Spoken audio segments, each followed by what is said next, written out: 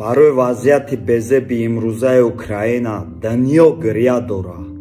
Амрико, Аврупо ва якчанд қитъаҳои дигар ба кишвари осебдида кӯмак ба Русия санксия эълон карданд.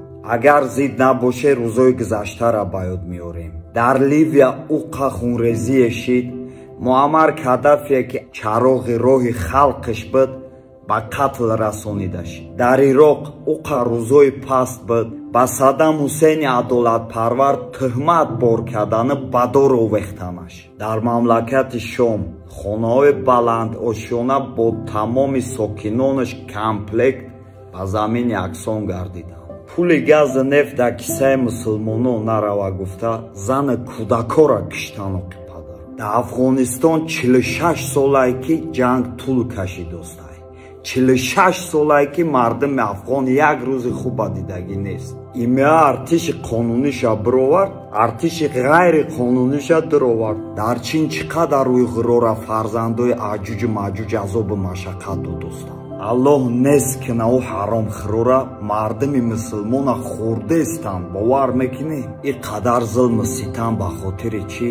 ба хотири муслим биданшон. дар Фаластин ҳар дақиқа аз ҷониби ҷуҳудо терактай. Аллоҳ ҷазои вазнинтарина насибшон гардонад. ба масҷидҳо ҳамла карда мусулмононро дар ҳолати сар ба сажда монданшон парондестанд. чува ҳичка ҳичи намега. Эрдоған як церква масҷид кард, Аллоҳ нигаҳбонаш бошад. дар тамоми гӯшаву канори дунё митинг шид. ҳама норозигӣ изҳор кард. моро киштестиян мо дух намекунем гап занем. куҷо Салоҳуддини ин замон ки ба суи Алақсо бишавад.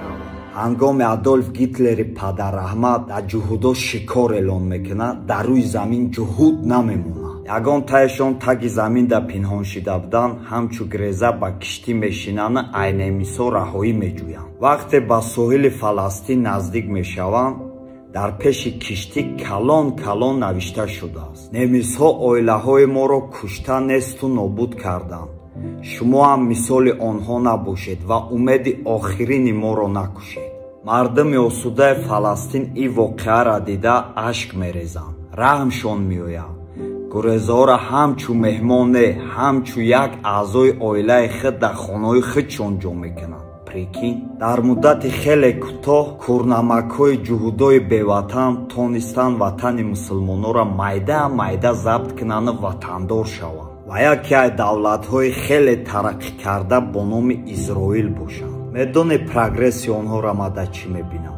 дар китоби муқаддаси худмон ки онҳо варақ мезананд. фарзандошонро маҷбур мекунанд то ки пеш аз алифбо Қуръонро боомӯзанд. аммо бисёре аз пирои мо пошон ба лави гура расиданд, ҳолиам Қуръонро накушодианд. ина регресси мо.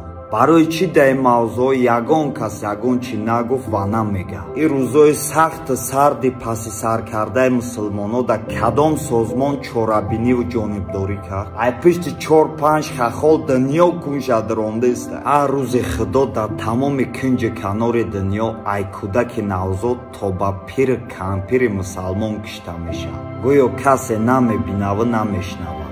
наход ки мо олиме надошта будем, наход аз аввал то ба ин ҷониб аз миёни мусулмонон аз ягон соҳаи мутахассис ва ё ихтироъкоре пайдо нашуда бошад.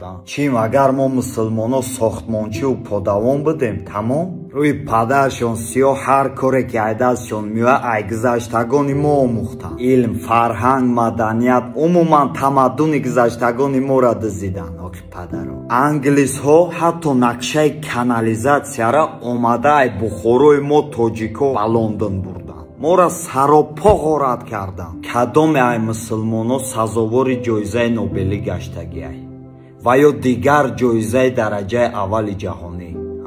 500 солае ки дин ба пеш не, ба қафо ҳаракат дорад. геноциди мусулмонон рафтостай. ҳар ки ҷои ҳақиқата пеша кунӣ ҳама шумут мебинанд, тезтарак дафт мекунанд. аз ҳамин ҳисоб дини ҳақqa намепазиранд ва намехоҳанд пазируфтан. аз байн бурданианд. иншааллоҳ дар ховшон ҳатто наметонанд. зури мо нараса, зури худои мо мераса. ай Аллоҳ дида донову зираке нест. дар ҳар як нақшаи кашидаи душмани ислом нақшаи кашида дорад. аллоҳу акбар.